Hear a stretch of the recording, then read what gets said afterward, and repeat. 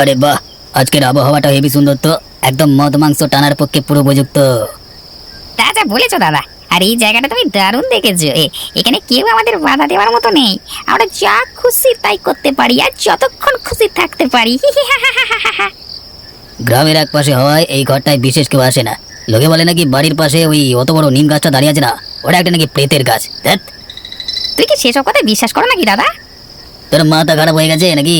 তা আমি যদি বিশ্বাসই করতাম তাহলে কি তোকে নিয়ে এখানে আসতাম? মুখের মতো প্রশ্ন করিস না তো।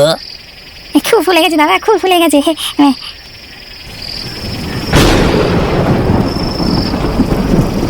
আরে যা বাবা, এখানে এখন এইভাবে ঝড় বৃষ্টি নামলো কেন? আরে ঘাবড়াচ্ছিস কেন?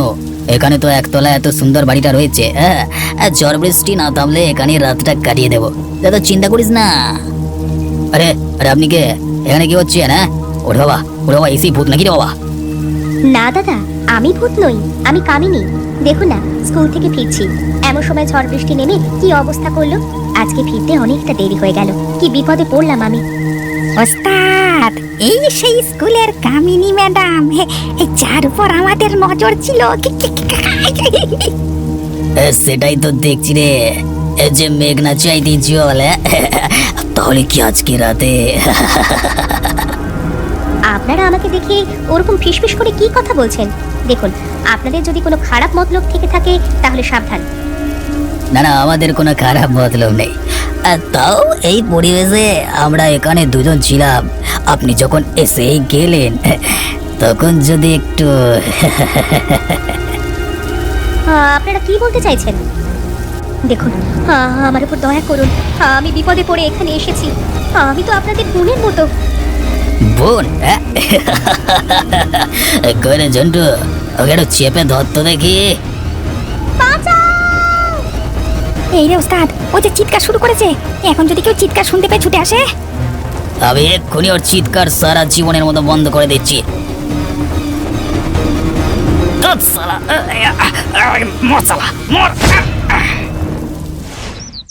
যাক বাবা, অবশেষে এই বাড়িটা পেলাম। গ্রামের এক প্রান্তে বটে, বাড়িটা কিন্তু খুব নিরিবিলি জায়গায় আছে। বলো, এই বাড়িটার আশেপাশে যে কোনো জনবসতি নেই গো। যদি কোনো বিপদ আপদ হয় তাহলে তো মানুষজন পাওয়া যাবে না। সেটা একটা খারাপ দিক বটে। ওই আপাতত কি আর করবার, মাস্টারের চাকরিটা এখানে ট্রান্সফার পেয়ে আসতে বাধ্য হলাম। এখন যদি এখানে কোনো থাকবার জায়গা না পাই তাহলে কি করে হবে? হুম, সেটা তো বুঝতে পারলাম, কিন্তু এই বাড়িটার খোঁজ তোমাকে কে দিল? আরে আমাদের দেবাদা আছে না, ওই আমাকে এই বাড়িটার খোঁজ দিয়েছে। এখন চলো এখানে দাঁড়িয়ে না থেকে আমরা বরং বাড়ির ভেতরে গিয়ে সবকিছু খোঁজ কাজ করি। ব্যাস, ওই একটা ঘরই পড়েছিল, ওটা কেউ আজকে মাস্টারের হাতে গতিয়ে দিলাম। বাপরে বাপ, কি ভুল করি যে আমি ঘরটা কিনেছিলাম সেটা আমি এখন হাড়ে হাড়ে টের পাচ্ছি। ভাবলাম ঘরটা ভেঙে নতুন একটা কিছু তৈরি করব, কিন্তু সেটা তো আর হলো না। যাক যাক, মন দিচ্ছে, এটা ভালো কিছু তো হলো, মানে টাকা পয়সা তো হাতে এলো। এখন মাল খাই। আরে আরে, এখানে ভাবে হাসে কে? আরে কোনো মহিলার গলা বলে মনে হলো। আরে কে কে এখানে বাবা আসে? এটা একটা ভদ্রলোকের বাড়ি, রাত্রিবেলায় ছেঁচড়ামি করবার জায়গা পাওনি? দূর হয়ে যা এখান থেকে, দূর হয়ে যা। আরে মনে হচ্ছে রাস্তার কোনো ভিখারি মেয়ে ঢুকে পড়েছে, জিনিসপত্র চুরি না করে না এখন। বাবারে বাবা। আরে আরে, কে এখন এভাবে হাসে? সাহস থাকলে আমার সামনে আয়, বলে দিলাম। তোকে আমি দেখে নিচ্ছি, তুই আমায় কি করতে পারিস। সামনে আয়। ওরে বাবা রে, ওরে বাবা রে, কে রে বাবা? তুমি এখানে কি চাও? কে তুমি? আমি কিছু করিনি। সামান্য কয়েকটা টাকার জন্য তুই অন্যের শান্তি নষ্ট করিস, তাই না? আমি কারো শান্তি নষ্ট করিনি। আমি আমি আমি আমি কি ক্ষতি করেছি তোমার? তা আমাকে দয়া করে বলো। আবার যদি কোনো ভুল হয়ে থাকে তাহলে আমি শুধরে নেওয়ার চেষ্টা করবো, বলো না। ওই বাড়ির পাশের গাছটায় আমি থাকি। তুই ওই বাড়িতে মানুষকে থাকতে দিয়ে খুব বড় ভুল করে ফেলেছিস। এখন আমি ওখানে আর থাকতে পারছি না। আমার খুব বড় ভুল হয়ে গেছে, আমি জানতাম না যে ওখানে তুমি বাস করো।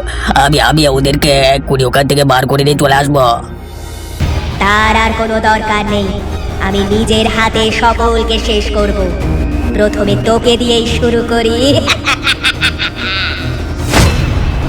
আমাকে ছেড়াও, আমার খুব বড় ভুল হয়ে গেছে।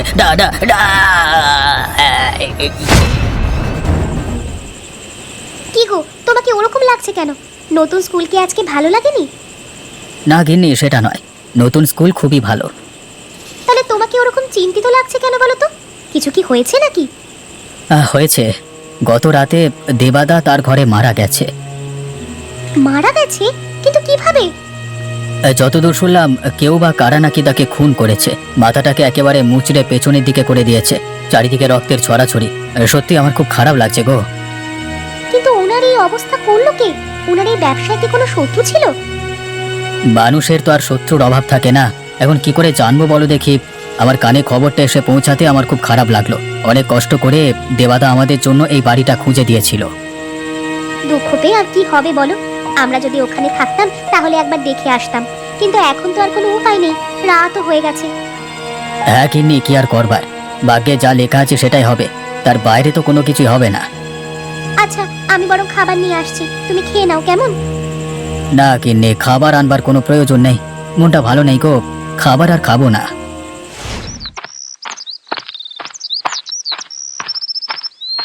স্যার একবার দাঁড়ান, কিছু কথা আছে আপনার সাথে। দাঁড়ান দাঁড়ান। হ্যাঁ বলো, কিছু বলবে? তা শুনলাম আপনি নাকি আমাদের স্কুলে নতুন মাস্টার হয়ে এসেছেন, তাই আপনার সাথে আলাপ করতে এলাম। হ্যাঁ আমি এসেছি। ও, তাহলে উঠেছেন কোথায় এখন? উঠেছি ওই গ্রামের শেষে একটা বাড়িতে, একতলা যে পাকা বাড়িটা আছে না সেখানে। সে কি স্যার, আপনি ওখানে এসে উঠেছেন? কি সর্বনাশ! কেন বলো তো, কিছু কি ভুল করেছি আমি? আপনি জানেন না স্যার, ওই বাড়িটা বিশেষ ভালো নয়।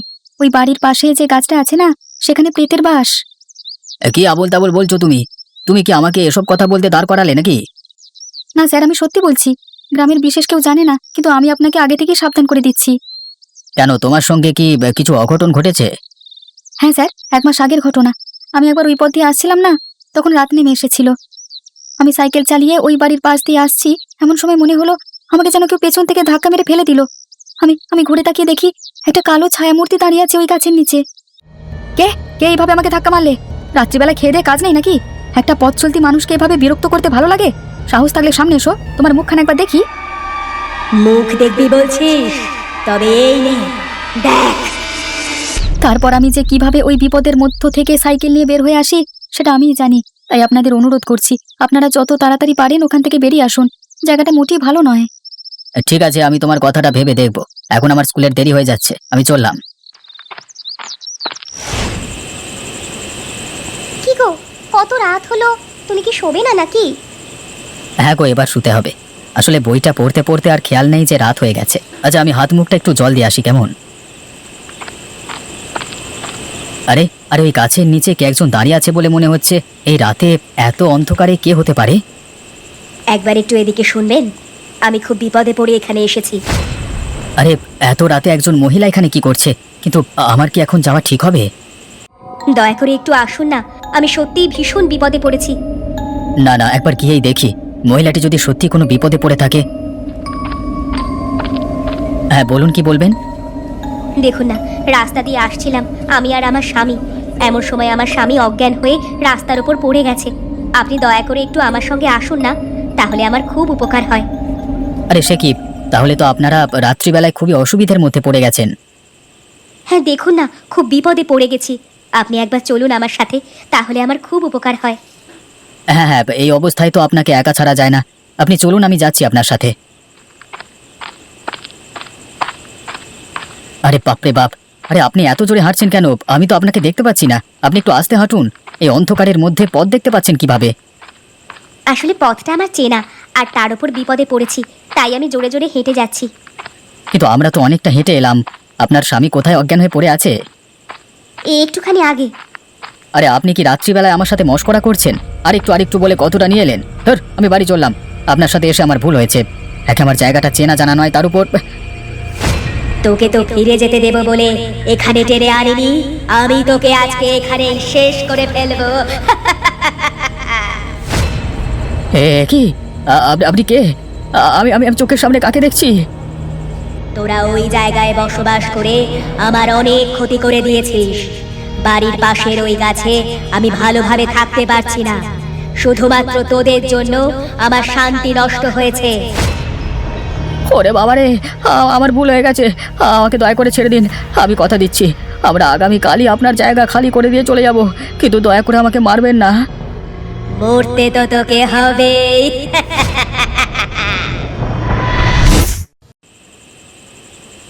কি ব্যাপার, আপনি রাতের বেলায় কোথায় গিয়েছিলেন? এই জায়গায় রাতের বেলায় বেরোনো খুব একটা নিরাপদ নয়, সেটা আপনি জানেন না? ওই মেয়েটা আমাকে ডেকে নিয়ে গেল। কোন মেয়েটার কথা বলছেন আপনি? রাতের বেলায় আমি যখন বাইরে বেরোই তখন ও আমাকে মিথ্যে কথা বলে ডেকে নিয়ে গেল, তারপর আমাকে মারতে চাইলো। কিন্তু কিন্তু ও কে? আমি বুঝতে পারছি তুমি কার কথা বলছো। আজ থেকে প্রায় মাস দুয়েক আগে আমাদের গ্রামের স্কুলে কামিনী নামক একজন ম্যাডাম থাকতেন। হঠাৎ করেই আপনাদের এই বাড়িতে এক রাতের বেলায় তার মৃতদেহ আবিষ্কার করে গ্রামের লোকজন। তার মানে দেবাদা সবকিছু জেনে শুনে আমাকে এই বিপদের মধ্যে ঠেলে দিয়েছে। হতে পারে, এখানে রাতের বেলায় বিশেষ কেউ আসে না। আমি প্রথম দিনই ভেবেছিলাম আপনারা এসে এই বাড়িতে বসবাস করছেন কেন, কিন্তু এখনকার দিনে তো মানুষকে ভালো কথা বলা যায় না। কিন্তু কাকাবাবু, আমাদের তো থাকবার বিশেষ কোনো জায়গা নেই, তাহলে আমরা কোথায় যাব এখন? আমি তো স্কুলের চাকরিটা ছেড়ে দিয়ে এখান থেকে চলে যেতে পারি না, তাহলে কি করব? দেখো ভাই, যদি জীবন বাঁচাতে চাও তাহলে এখান থেকে চলে যাও, তাছাড়া আমি আর কোনো উপায় বলতে পারছি না। না, পালিয়ে গিয়ে কোনো লাভ হবে না। আমার মন বলছে ওই প্রেতিনী আমরা যেখানেই যাই সেখানেই আমাদের আক্রমণ করবে। কি বলছো মা তুমি এসব? তুমি দেবাদার মৃত্যুর কথাটা ভুলো না। মনে আছে তুমি কি খবর শুনেছিলে? দেবাদার মাথাটা যেন পিছনের দিকে মুচড়ে দেওয়া হয়েছিল। আমার মনে হয় এই প্রেতিনীই ওকে মেরে ফেলেছে। বলো কি, এটাও কি সম্ভব? কালকের ঘটনার পরও তুমি আমাকে এই কথা জিজ্ঞাসা করছো? কিন্তু আমাদের এখন জানতে হবে কি কারণে ওই কল্পনা বলে মেয়েটি মারা গিয়েছিল। তারপর সেই কারণ খুঁজে বের করে আমাদের এই সমস্যার সমাধান করতে হবে। দেখো মা, তোমরা যেটা ভালো বোঝো করো। আমি তোমাকে ভালো কথা বললাম, ভালো যুক্তি দিলাম, এখন সবকিছু তোমাদের ইচ্ছে। আরে পকেটে পয়সা করি যে কবে ঠিক মতো আসবে কে জানে। কলা বড় একটা বাড়ি থাকবে, পাশে 4-5টা মেয়ে ছেলে থাকবে, আর আমি মালকে উল্টে পড়ে থাকবো। এই প্রত্যেকদিন হেঁটে হেঁটে এত দূরে যেতে আর ভালো লাগে না। তরিকা আমার সঙ্গে গেলে আপনার শখ মিটে যাবে। তুমি কি যাবে আমার সাথে? আরে আরে, কে আমার সাথে এত মোলায়েম সুরে কথা বললো? আরে আমি কি ভুল শুনলাম নাকি? এতক্ষণ একটা রমণীর গলা বলে মনে হচ্ছে। তুমি ঠিকই শুনছো গো। একবার এদিকে তাকিয়ে দেখো, আমি সেই কখন থেকে তোমার জন্য অপেক্ষা করছি। ওরে সালা, এ যে মনে হচ্ছে সত্যি করে একজন সুন্দরী রমণী। তো তুমি কি সত্যি আমার জন্য অপেক্ষা করছিলে নাকি আমাকে ডমাচ্ছ? ওমা, তোমাকে মিথ্যে কথা বলতে যাব কেন? আমি তো প্রত্যেক রাতেই তোমার জন্য অপেক্ষা করে দাঁড়িয়ে থাকি এখানে। তুমি আমার দিকে তাকাও না। অত মদ খেলে কি আর বাড়ি পর্যন্ত যেতে পারো? রাস্তাতেই তো তুমি উল্টে পড়ে থাকো। তাই তো, এটা তো তুমি ভুল কথা বলনি। তার মানে তুমি সত্যি সত্যি আমার জন্য দাঁড়িয়ে থাকো। আজকে তুমি সজ্ঞানে আছো। তুমি এবার আমার সাথে এসো। চলো, আমি তোমাকে একটা গোপন জায়গায় নিয়ে যাই। তারপর তারপর কি? সেটা আমার এখন বলতে লজ্জা করছে। তুমি এসো আমার সাথে। চলো চলো, তবে যাই তোমার সাথে। আজকের রাতটা একদম জমে যাবে।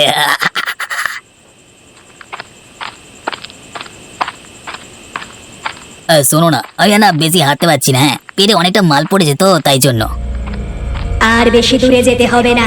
এখান থেকেই সোজা তুই ওপরে যাবি। ওরে বাবা রে, মরে গেলাম রে। এই যে ভূত, আমাকে ছেড়ে দাও, আমাকে ছেড়ে দাও। আমি তোমার কি ক্ষতি করেছি? ওরে বাবা! ভুলে গেলি সেই রাতের কথা, যেদিন তোরা সবাই মিলে আমার উপর অত্যাচার করে আমাকে মেরে ফেলেছিলি? আমি কি করেছিলাম? আমি তো শুধু একটু আশ্রয়ের জন্য সেখানে গিয়েছিলাম। তোরা সেই সুযোগ নিয়ে আমাকে... ওরে বাবা রে, কামিনী ম্যাডাম, তুমি আবার ভূত হয়ে ফিরে এসেছো। আমাকে আমাকে দয়া করে ছেড়ে দাও না। সেদিন আমিও এইভাবে তোদের কাছে কাতর আকুতি জানিয়েছিলাম, কিন্তু তোরা কি আমাকে ছেড়ে দিয়েছিলি? একবার আমাকে ক্ষমা করে দাও। আমি কথা দিচ্ছি আর কোনোদিন কোনো মেয়ের দিকে তাকাবো না, সবাইকে মায়ের চোখে দেখবো। চোখ থাকলে তো দেখবি।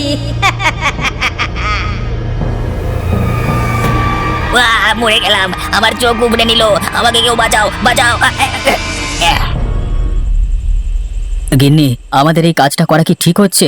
আমার মনে হচ্ছে আমাদের এখান থেকে চলে যাওয়াই উচিত ছিল। ভয় পালিয়ে গেলে সমস্যার সমাধান হবে না গো। যদি ওই মেয়ে কোনো দুঃখ কষ্টের মধ্যে থেকে থাকে তাহলে আমাদের উচিত ওই মেয়েকে এখান থেকে মুক্ত করা। তাহলে এখন আমরা কি করব? আমাদের বাড়ির পাশের এই গাছে কে বসবাস করো গো? আমরা যদি তোমার কোনো ক্ষতি করি তাহলে আমাদের সামনে এসে বলে যাও। আমরা তো কদিন হলো এখানে এসে বসবাস করছি। গিন্নি গিন্নি এই সেই। তুমি আমার স্বামীকে কালকে রাতে কোথায় নিয়ে গেছিলে? আমার স্বামী তো তোমার কোনো ক্ষতি করেনি। আমি কাউকে বিশ্বাস করি না। আমি সেটাই জানতে চাইছি, কে তোমার বিশ্বাস ভেঙেছিল, কে তোমার সর্বনাশ করেছিল?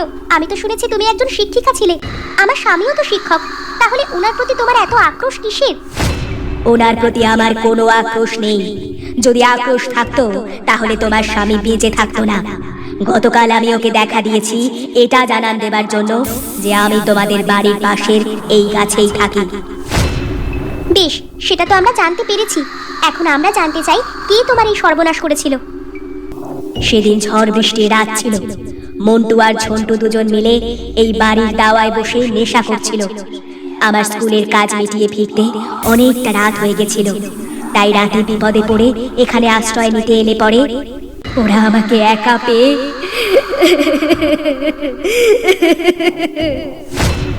আমি তোমার কষ্টটা বুঝতে পারছি। আমরা শিক্ষক শিক্ষিকারা নিষ্ঠার সাথে সমাজ এবং মানুষ করবার কাজ করে থাকি।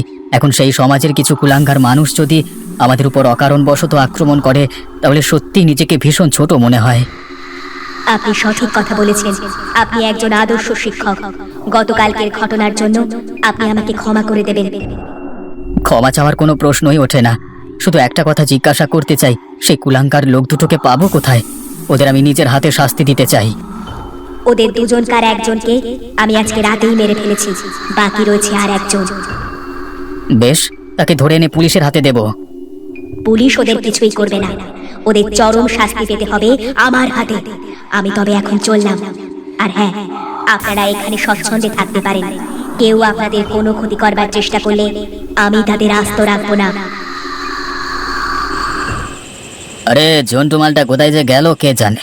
এত দেরি করছে কেন মাল আনতে? ভাল লাগে না এখানে বসে না থেকে, আমি বরং একবার বেরিয়ে দেখি।